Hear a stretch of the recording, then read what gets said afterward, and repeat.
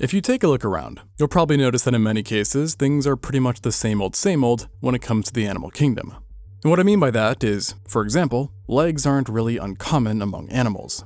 And if you hear that a newly discovered species has them, you wouldn't exactly be surprised. Same thing goes for 5 digits, eyeballs, a forked tongue, etc., etc. Not super exciting. But if we one day stumble upon an animal that, let's say, has, saber teeth, then suddenly you're going to be interested, because that's one of the much rarer traits, and frankly, cooler ones as well, as I'm sure you all have heard of the saber-toothed tiger, which is in reality the not so scientifically accurate name for the Smilodon, who was, shocker, not a tiger, but very much an icon of the Ice Age. But here's the thing that a lot of people forget. The Smilodon was ultimately just one member of an entire family of saber-toothed predators, who themselves were also not the only ones to evolve these remarkable teeth. In fact, they weren't even the first ones, far from it actually. As over the ages, paleontologists have identified multiple instances where a group of animals have quote-unquote unlocked saber teeth. But before we go any further, I perhaps should first explain what a saber-tooth exactly is, as you may see an image like this one and start to believe that we are surrounded by them, when in reality, lions actually don't count, and neither do any other living animals for that matter. As to qualify as a saber-tooth, your canines have to protrude out of your mouth. Sorry, vampires. And now you may be thinking, okay, hold up now, what about walruses or musk deer? Because clearly their chompers do stick out like sore thumbs. And yet again, neither make the cut, as their canines are considered tusks, not saber teeth, with the important distinction being that tusks are teeth that no longer function as, well, teeth, serving instead another purpose, such as foraging, maneuvering objects, fighting, or perhaps simply to put on a good show. Additionally, the two are not considered predators, and this is important, as saber-tooth is a term usually reserved strictly for hunters, and even more strictly, land-based ones. Okay, so with these nuances aside, we arrive to the juicy question, which is just how many times a saber-toothed predator has evolved? Well, at least 5 according to the fossil record, and the first instance we're aware of happened further back in time than you might expect, as it occurred at a moment when dinosaurs were still a pipe dream, and this was the Middle Permian. This bygone era played out some 272 million years ago, when the supercontinent Pangaea still existed, and ran straight down the world, at least if you were looking at a map. Within its vast lands, you would have found a myriad of strange yet fascinating life, including the top dogs of the era, the Dinocephalians, a group of large-bodied therapsids that could be predators, herbivores, omnivores, and so forth. They had enjoyed a reign that had begun during the early Permian, but were now finding themselves in somewhat of a pickle, as Pangaea was undergoing immense change, with the climate slowly becoming drier, transforming many environments into new ones. And this boded poorly for the Dinocephalians, who struggled to adapt. But the changing winds also created opportunities for a bunch of newcomers that all wanted a shot at the crown. And amongst these newcomers was a very peculiar group, unlike anything seen before. And this was the first known saber-tooths, the Gorgonopsians. Now, taking a look at one, you may be thinking that you're looking at some sort of feline prototype, or at least a close relative. But you're not, and not even close to it, as these things aren't even mammals. Shocking, am I right?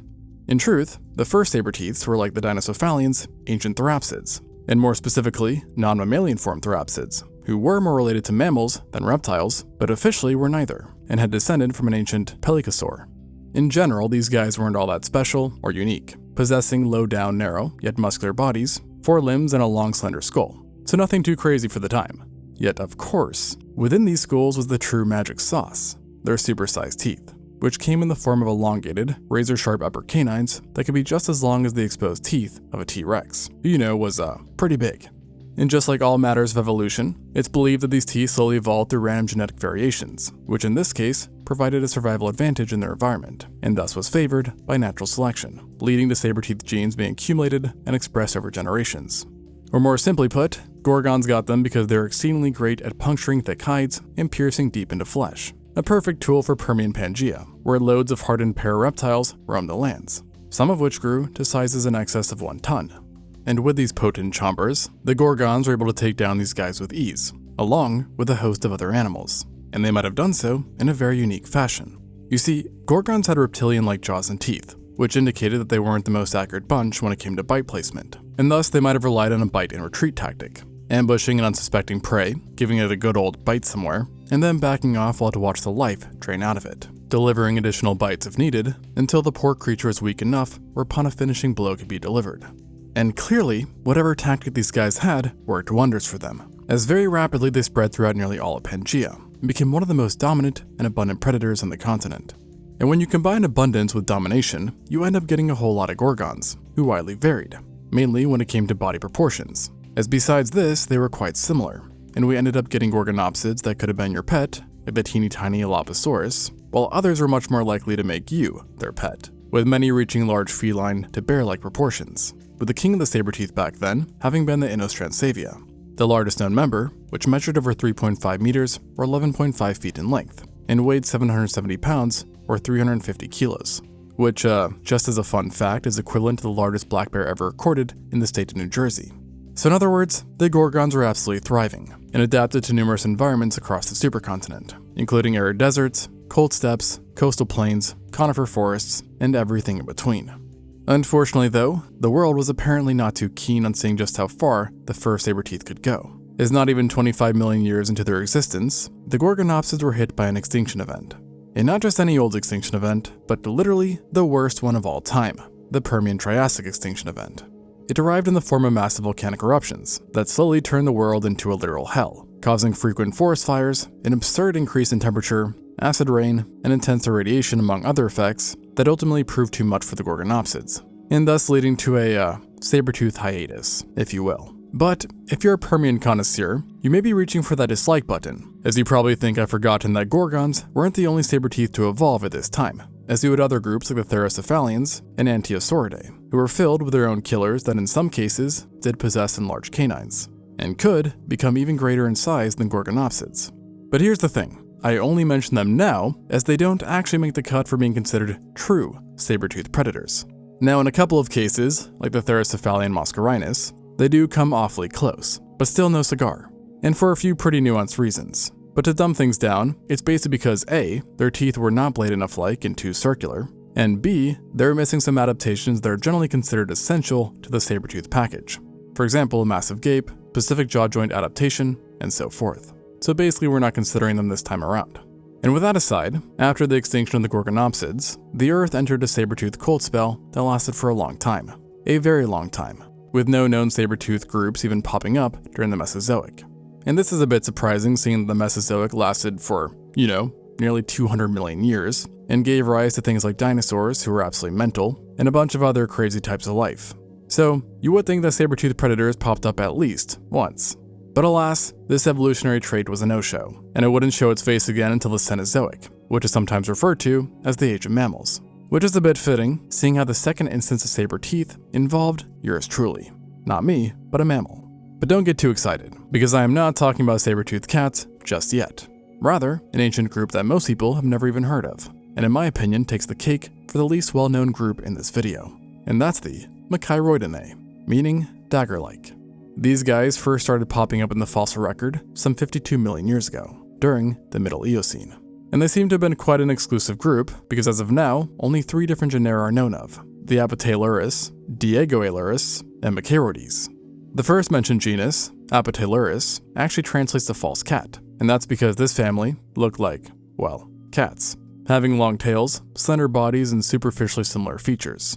But it was no cat, nor were they even a part of the Phyloidea. Instead, they belonged to their very own family, the Oxyaenidae, who were placental mammals like us, but far more ancient, and were one of the earlier groups to arise following the extinction of dinosaurs.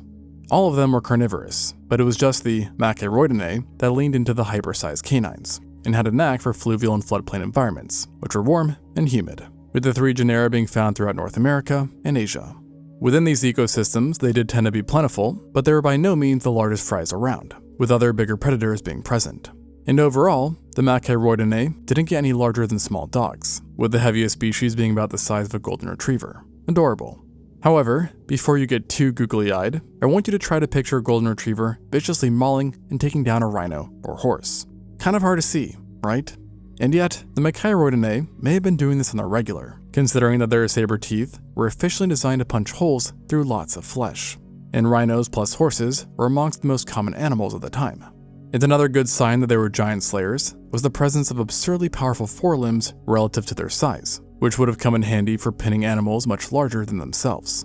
But sadly, these adaptations proved futile for the Machairoidenae, as unbeknownst to them, a challenger was lurking in the background that would eventually dethrone and outcompete them. And ironically, it was none other than another fellow sabertooth, the Nimravidae.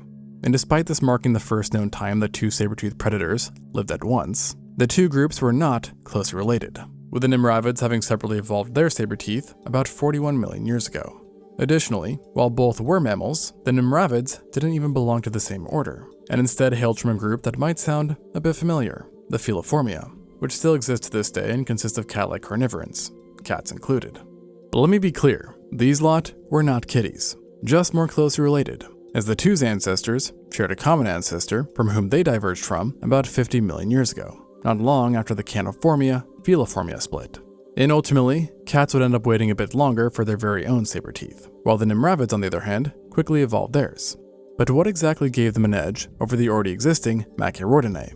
Well, some of it had to do with the saber teeth themselves, as not all are made equal, apparently. In the case of the Machairodinae, theirs were more primitive and rudimentary, possessing minimal bracing support, shorter phalanges which protect the teeth, and less adaptations for actually cutting once contact with prey was made. Meanwhile, the Nimravids had much more specialized canines that were better protected and reinforced, allowing them to make deeper, more powerful bites on tougher hides. Additionally, the jaws of the Nimravids allowed for, relatively speaking, larger gapes while biting, which helped them easily puncture and destroy vital organs. And then, as if they needed any more advantages, they also tended to be larger and more muscular. But with all this said, their real kicker was actually their adaptations for locomotion, as Nimravids had broad locomotor diversity, with many being well adapted for running, while the Machairodinae were typically better climbers. And usually being a good climber versus a runner is no biggie, as they allow animals to occupy different niches. But during the Middle Eocene, the world experienced a cooling and drying trend that led to many lush forests transforming into scrub and open woodlands. Great for the Nimravids, and not much for the Machairodinae. And within a short amount of time, they were able to expand across North America, Africa, and Eurasia, where they became some of the most highly successful predators. And thanks to a bit of luck, they happened to appear during a more stable time in Earth's history, at least when compared to the Gorgonopsids or the Machairodinae, which along with their range, meant one thing: diversification. Lots and lots of it, with at least 3 different subfamilies having developed over time: the Nimravinae, Hoplophoninae, and the Barbarophilinae, which actually at one point was considered an entirely separate saber-toothed group, but is now generally classed under the Nimravids. And across the 3, you could find just about any kind of saber-tooth imaginable. The teeth especially differed, coming in a variety of shapes and sizes depending on the species, with a few even growing saber teeth that were just about as long as their entire skulls. Interestingly, in these species of the megacanines, we also tended to see more cat-like traits, with many, like the Coracilurus, having an uncanny resemblance to the saber-toothed cats. Hence why the Nimravids in general are known as the fall saber-toothed cats. Who would have thunk? And they could be quite sizey like the latter too, with the largest identified genus, the Barbarophilus, being capable of reaching 328 kilograms or 723 pounds, akin to the size of a large lion. So it should come as no surprise to hear that the heftier genera were usually apex predators, very much capable of taking down megafaunal herbivores. Yet, many of the smaller guys were top predators as well, and across the board you could find Nimravids that were jaguar, leopard, cheetah, and even bobcat-sized, like the Nanosmilus. In this immense range you got with the Nimravids, via size, dentition, etc., ultimately allowed them to do many things, like become ambush hunters, social killers, solitary loners, or utilize chase and pursuit tactics, all helping them get pretty successful. And in fact, the degree of their success actually proved problematic for other carnivorous groups, who struggled to compete with their saber teeth and specialization. However, there was one place that others needed not to worry about them: South America, where the Nimravids were surprisingly absent. And this proved monumental, as in this region you would find the order of carnivorous mammals, Sparassodonta. Now these weren't placental mammals, instead being metatheriums, making them more related to modern marsupials. And with no Nimravids around spoiling the fun, they were able to evolve uninterrupted, which eventually led to their own hypercanines, as supposedly we mammals have a knack for them. And by 20 million years ago, you can now find a new family of Sparassodonts in South America, the Thylacosmilidae, who were the 4th instance of saber-toothed predators thanks to convergent evolution. And boy oh boy, were they an odd bunch, arguably being the most easily identifiable group. And this was mainly due to their extreme flange-like outgrowths that were designed to protect their teeth, but gave them awfully recognizable faces. Additionally, what made them odd for a saber-toothed predator was that their canines would grow continuously throughout their lives, and were accompanied by unspecialized carnassial molars, quite an unusual trait. However, unspecialized doesn't mean non-lethal, as Thylacosmilids were hella deadly, and their canines are generally defined as being smooth-edged and remarkably sharp at the tips, seeing that the continuous growth helped them avoid the pitfalls of wear and tear. And you would think sharpness coupled with the giant nature of their teeth meant one powerful bite, but the Thylacolesmilets had a pretty wimpy bite in reality, at least as far as bite force goes, evidenced by the progressive reduction in their masseter and temporal muscles. And in fact, it's possible that they were biting softer than we do. Yeah. And thus, this group evolved an interesting hunting style, wherein they would utilize ambushes to pin down animals, and then use their powerful bodies and semi-opposable thumbs to manipulate their prey in precise ways to align their saber teeth perfectly with vulnerable areas of the body, such as the neck, and thus allowing them to deliver fatal bites with little resistance. And it might seem counterintuitive to rely on a tactic that essentially requires you to hit a bullseye, so to speak, but it worked pretty well for the Thylacolesmilets, who became very well established in South America, being found predominantly in savanna and sparsely forested areas, where they also face less competition from the coexisting giant terror birds and almost equally large birds of prey. So yes, no nimravids, but they still of course had some rivalry. And it's partially because of the presence of these competing giants that this group did not achieve the same sizes seen in other saber-toothed groups, as on average, they weighed no more than a beagle, and of all the genera known, the largest, Thylacolesmilis, was still no larger than a jaguar, and recent studies even suggest that this comparison could be way off, with a 2024 paper stating a max size of just 41 kilos or 90 pounds. So imagine a large-sized dog, but just a bit more cat-like and with giant saber teeth. May seem a tad underwhelming, but this was all the group needed, and they would persist for millions of years, blissfully unaware, presumably, that they were part of a duo of coexisting sabertooths. However, if you can believe it or not, the nimravid Thylacolesmilet combo would soon become a trifecta for a saberteeth or brewing once more. And yes, is finally what you've been waiting for, as I am now talking about the saber-toothed cats, which scientifically are referred to as Machaerodontidae. Based on mitochondrial DNA, it is currently believed this family split from the ancestors of living cats around some 20 million years ago, and originated during the Middle Miocene within Europe before quickly moving on to Africa. And a bit different from the rest, the saber-toothed cats were pretty large from the get-go, evidenced by their earliest known genus, Myomachaerodus, which lived predominantly in Turkey and was over 100 kilograms or 220 pounds, similar to the weight of a lioness. Its canines were also already elongated and sported small, yet distinct serrations, which in conjunction to its powerful body allowed it to specialize in taking down seriously large game. And this already put it ahead of most other saber-toothed predators. But then on top of this, being a felid meant that it also possessed excellent nocturnal vision, acute hearing, tactile whiskers, an extreme gape, and stealthy digitrade locomotion, making it quite a package. And this new family found instant success, rapidly spreading throughout the world and achieving a level of diversity that competed with that of the nimravids. Primarily, we saw two kinds of saber-toothed cats evolve over time, those categorized as dirk-toothed and those categorized as scimitar-toothed, with the former housing genera such as the Meganterion and the most well-known saber-tooth ever, the Smilodon, while the scimitar group was home to the likes of the Homotherium, Machaerodus, and Nimravis, who was not a nimravid. Both these groups were efficient killing machines, but each had their own special design. The dirk-toothed cats tended to have much longer, slender canines and stockier bodies, while the scimitar cat's saber teeth were often shorter, yet broad, and they typically had more gracile builds with longer legs. And as a result, the dirk-toothed genera tended to be worse runners who behaved more as ambush predators in closed environments, whereas the scimitars were cursorial, taking down prey in open areas. However, I will say that these were just the trends, not the end-all be-all rules. But of course, seeing that the dirk-tooths had stockier bodies, it was also them who ended up achieving bigger sizes, with the species Smilodon populator arguably being the largest of them all, having achieved a weight of 470 kilos or 1,040 pounds. So think polar bear and then just strap some sabers to its mouth. Not exactly a pretty sight. And though smaller, the scimitar cats could also still be giant, with the Homotherium cracking 200 kilograms or 440 pounds. In other words, comparable to a lion, and would have functioned as the apex predator within its homelands. And frankly, these cats were just big all around, with no species being smaller than a lynx, who aren't exactly giants, but definitely ain't no kitties. Ironically though, the saber-toothed cats did do one thing like a kitten, and that was biting. As in general, these guys had weaker bites due to the construction of their skulls, which made them susceptible to stress breaks. And the Smilodon was probably biting just 1/3 of the power of a lion. To counter this issue though, it's thought they employed a tactic similar to what was seen in our friends, the Thylacolesmilets, targeting the soft necks of their victims, and specifically would use bites backed by their powerful necks to sever major arteries, veins, and other structures which are important within the neck, and thus ensuring a very swift end.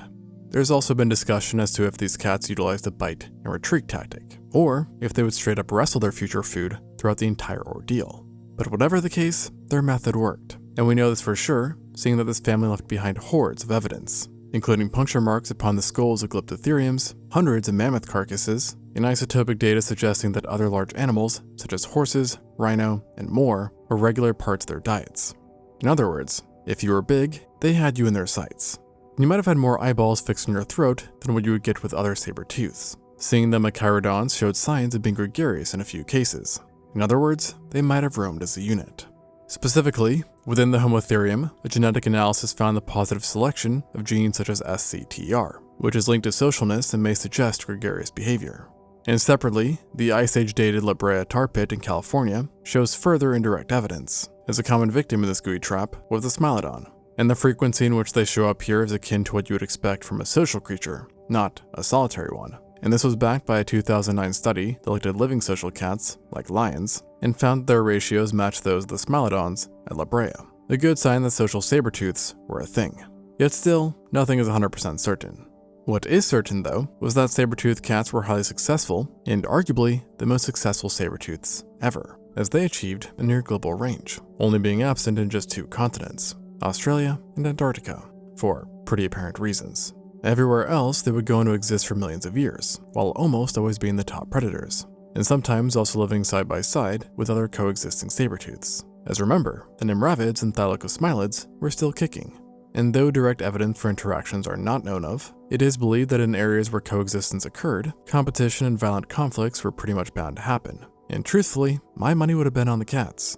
However, when you look around, it does not take a genius to realize that they, nor the other two, ended up standing against the test of time, which does make one wonder how we seemingly went from 3 separate groups of saber-tooths to zilch. And the answer might have been an ironic one: the teeth themselves. As some speculate that given how specialized they are great during times of stability, but then cause quite a bit of hardship when rapid changes occur, as it makes adapting within a short time frame overtly difficult. But just in case, let's go through each group's extinction one by one. The first of the 3 to fall were, surprisingly, the Nimravids, who disappeared roughly 7 million years ago during the late Miocene. At the time, only one subfamily remained, the Barbarophelinae. And though a concrete reason for the demise has not been established, it's often been cited that competition with the saber-toothed cats probably contributed to their extinction, along with the expansion of grasslands and the associated faunal turnover that occurred. The 2 surviving saber-teeths actually did pretty well in the face of these changes, but ultimately would not keep the Nimravids waiting too long, with the next to fall in their footsteps being the Thylacosmilids, who disappeared just 4 million years after the Nimravids, during the late Pliocene. Originally, it was thought that the saber-toothed cats were again to blame, as they did invade South America around the same time as the Thylacosmilids' extinction, entering through the Great American Interchange, and outcompeting the smaller, more niche Thylacosmilids. However, more recent and accurate dating techniques actually found that the group was already gone by the time of the cat's arrival, and thus this idea was thrown out, with a now more accepted reasoning being that changes in the climate and a shift in flora due to the interchange was what ultimately doomed this group, as they were hyper-specialized for their environments and could not adapt to more temperate flora partially replaced the tropical ones. And such, with their demise, only one was left, the saber-toothed cats. But just because they now alone represented the saber-teeth does not mean things were going great for them either. Instead, we actually see a decline in their diversity that continued all the way to the late Pleistocene, from which just 2 genera are known of, the Homotherium and Smilodon, and both of them were severely restricted in range at the time, only being found in the Americas at this point, and that wouldn't last either. We don't know exactly when the last saber-toothed cats died, but as of now, it does seem like the Smilodon held on the longest, with the youngest specimens possibly dating to just 8,200 years ago, at which time the first known city on Earth was already over 1,000 years old. And for a long time, it was actually thought that we only had ourselves to thank for the current lack of saber-tooths, with the idea being that we outcompeted and killed off the Smilodon. However, now it is more thought of that a variety of factors is what really did them in, with a big one being the extinction of other megafaunal animals, as it severely reduced the size of their menu. And along with climate change and the presence of humans, the Smilodon finally vanished, and thus bringing an end to the saber-tooth trifecta, as well as representing the latest instance of saber-tooths. But given just how many times saber-teeth have popped up during the Cenozoic, I wouldn't put it past evolution to cook up some new oddities in the coming years. Though to be honest, I doubt any of us will be around long enough to see it. Thanks for watching, and until next time on ExtinctZoo.